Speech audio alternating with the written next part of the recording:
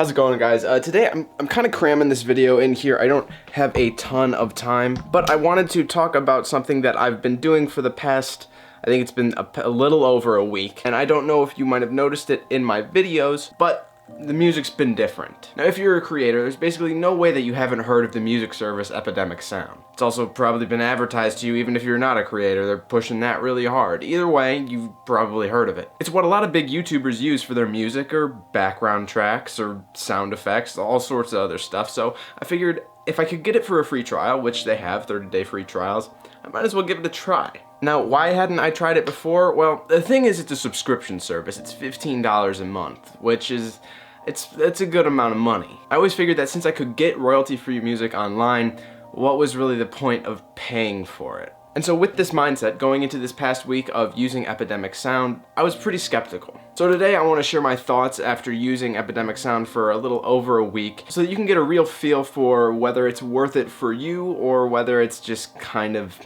more or less a ripoff. I should also mention, if it does turn out that I end up praising Epidemic Sound, this video isn't sponsored whatsoever, so I'm not biased. That being said, let's dive right into it.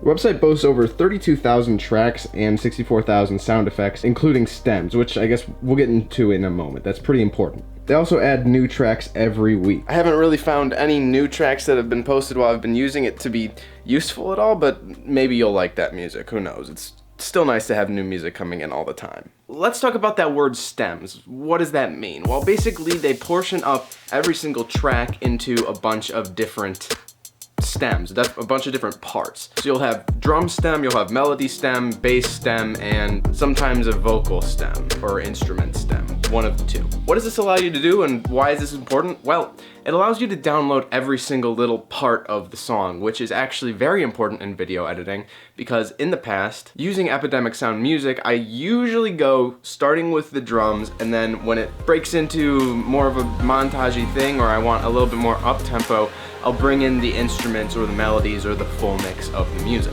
This gives you awesome flexibility with their songs because each song is really more like 3 or 4 songs. And especially if you're using a bunch of music, doing quick, snappy edits, just sticking with the drums track is very, very nice, and something that I wish I could do a lot more with other stuff before I used Epidemic Sound. So really the stems are very, very, very useful, and I don't think there's been a single video that's gone by in the past week or two that I haven't used a stem track from the songs. Next, we should talk about the actual downloading process of the songs, because if you're downloading things quote-unquote illegally, but you know, maybe off of SoundCloud, something like that, it's always a pain to go through a third-party site and then try to avoid ones that have viruses because you're downloading something from a sketchy third-party site. Anyway, it's kind of a stressful process, right? One of the best things about Epidemic Sound that I realized is there's none of that stress. You download it directly from Epidemic Sound, it downloads really quickly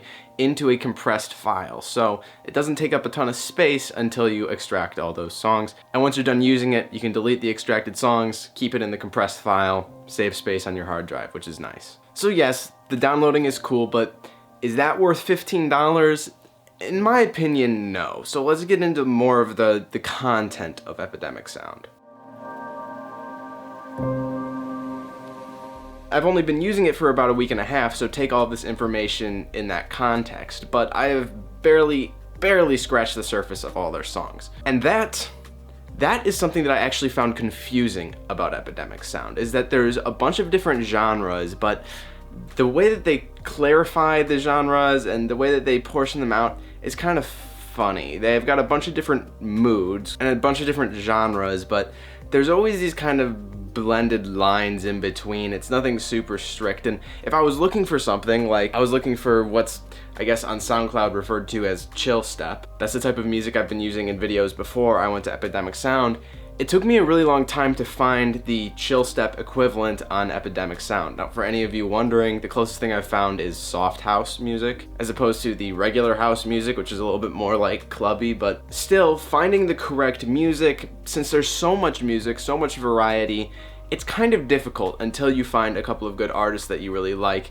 and you can build your playlists around them. Now let's briefly go over the whole sound effects thing, because to me that wasn't that big of a deal. I don't use sound effects too much because I'm making daily vlogs. I don't really have time for sound design, but they do have an absolute crap ton of sound effects, 64,000 plus. There's about 300 different paper tears. Like, it's crazy, but that can also make it hard to find things. Like, I tried to find crumpling up paper.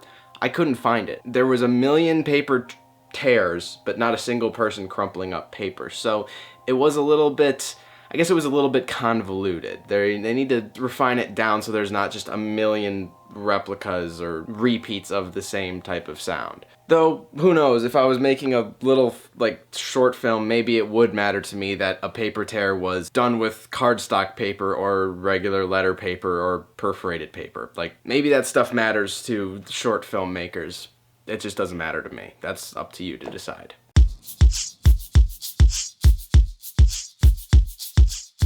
Now, I've kind of laid out the bonuses of the Epidemic sound versus getting stuff off of SoundCloud, but the biggest thing and the biggest reason why I enjoy Epidemic sound versus SoundCloud is just the peace of mind. You never know when you're downloading something off of SoundCloud or YouTube. You never know if down the line the creator is going to copyright it, and then all of your videos at some point down the line is going to get copyrighted. You never know if that link you're downloading from a secondhand site is gonna bring some sort of malware in. And you also don't know if the video that you're downloading or the song that you're downloading is even still copyright free. I mean, I've downloaded a bunch of stuff, posted it, and realized, crap, this entire edit that I made around this song that was supposedly copyright free is no longer copyright free, and so the monetization of that video just went right out the window. That peace of mind is something incredibly valuable, especially to me, somebody who's making a video every day.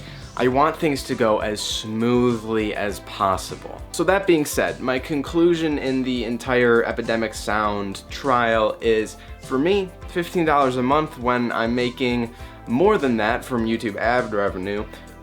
I like it, and I'm gonna keep doing it. Especially since I don't have any overhead of video editing software subscriptions. I'm using DaVinci, so my running costs are already pretty low. That being said, my opinion on that might not be your opinion. You could try it out. Go over there, it's a 30-day free trial. You can do it yourself, see if you like it, but I do give it my stamp of approval. I do enjoy it. Now, last but not least, you might be thinking, well, yeah, Epidemic sound, that's what you've been using, that's cool, but what about these other ones like Artlist? I mean, I've gotten about 700 Artlist ads on every single YouTube video I watch. It's crazy, they're pushing it super hard.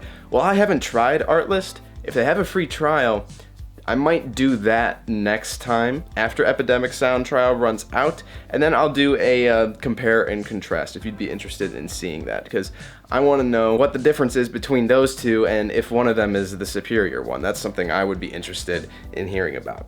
However, until then, grab your 30-day free trial, mine as well. Set a reminder on your phone to cancel it, because it's one of those tricky free trials where they charge your card immediately after the trial ends to get another month, so you gotta be on top of canceling it. But if you're on top of canceling it, mine as well.